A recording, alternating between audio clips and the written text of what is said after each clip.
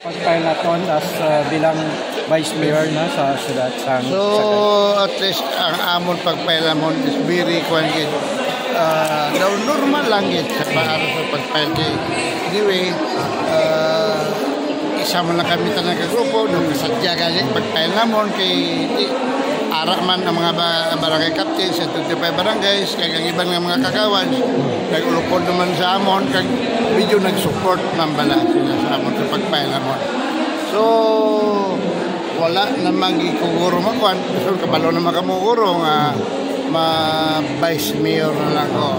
Ang ma-mayor naman si Bebo Cueva. Ang kabalo ka mo diri sa aton sa sagay gina-istoryahan talang niya mo. Ang aton niya nga eleksyon. Gina-ayuay lang niya. Wala nga diya may nagakundahanay, wala tanan. Alin pa siyang una. Amo na nga gina-ayuay lang. Pero agreement niyo, Mayor, before sila? Ang agreement namon, actually ako gid na nag-ayo sila. Nga ko one term lang ko.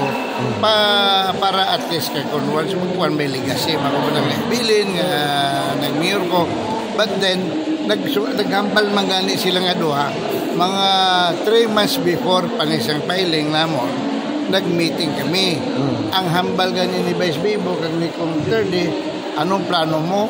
Hindi nag-ayo mo ko sa inyo nga one term lang ko. Hindi naghambal man sa gali nga padayunan na. Sigihan nyo. Daw namin naman ang performance na dito lang. Pero ako gidya mismo, kahit tungkol sa health ko, bako lang ko ng operahan. Kaya sila ko, grabe gigili ka, successful.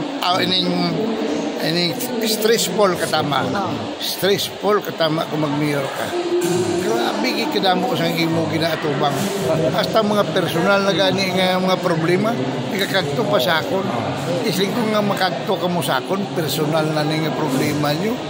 Galing kay tungod kay ikaw ang amay sa syudad. Wala makuno sa iban mapalapitan.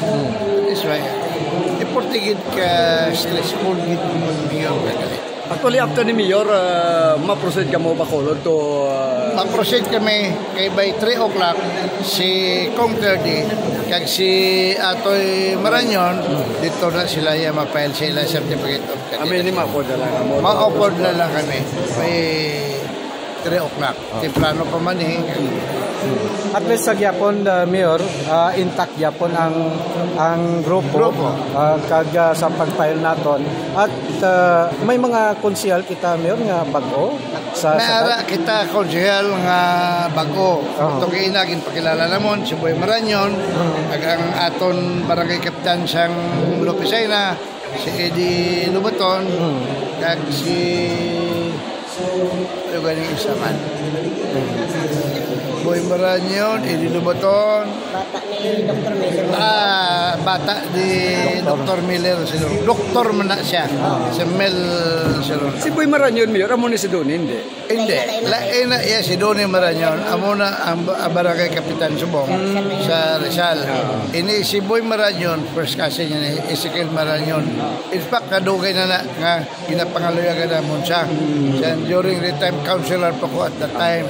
Galing kay hindi man siya magsugot kay tungod sa business kaya dako sa business. Ang pag ito Mayor si Sir Benson Fernandez. Benson Fernandez. Apat na sila gali. Si Benson Fernandez kadugay naman na siya diri sa aton sa City Hall nagobra kiti siya ng chairman sa sports. Sa time pa na gani ni Dilet Governor Joseph Paradon. Mayor, diri sa Sagaya, smooth diya, no? Kay way kontra sa pwede. So far, wala kami kabalo nga may nag-file sa Juan. But ang inakto sa Comelec, ang mayor ko no, may ara, isa.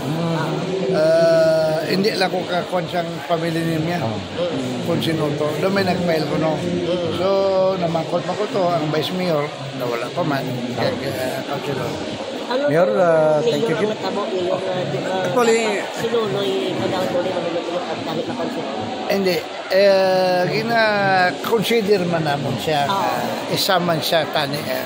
But, nakakunan sa grupo nga hindi lang siya kay kinagkagawad man siya da subong. Nagdi, dason siya man ang konsang senior citizen, presidente. So, kamutong nga daw wala na lang naman Dayon. Ngayon, ang hindi related sa politika, no? So ano nang development sa kaso sa treasurer? Nabriyan na ang actually na abrihan na kagapon. Okay. Kaya abrihan ara ang kuwa, ara ko kag ang abogado man tanan. So wala man to sa unod. But ang hindi na lang ko magsabat basta na abrihan na to kagapon. Kung gusto ka mo magpamangkot, dito ka mo kakto lang sa kay Attorney Bunghanoy kasi Attorney Bunghanoy na lang na ang kabalo ka kung kita black kasi amo ni ka busy sa ton kadamo hindi lang kamo ang magtawag kung isa may mga media halin sa Bacolod may di na lang ti ka busy sa kon that is why again hatag ko na lang si kay Attorney Bunghanoy. Pero napaila naman siya naton kaso Mayor. Gin kwenta sa abogado ta na yan. Sige, Sige Mayor, thank you. Salamat.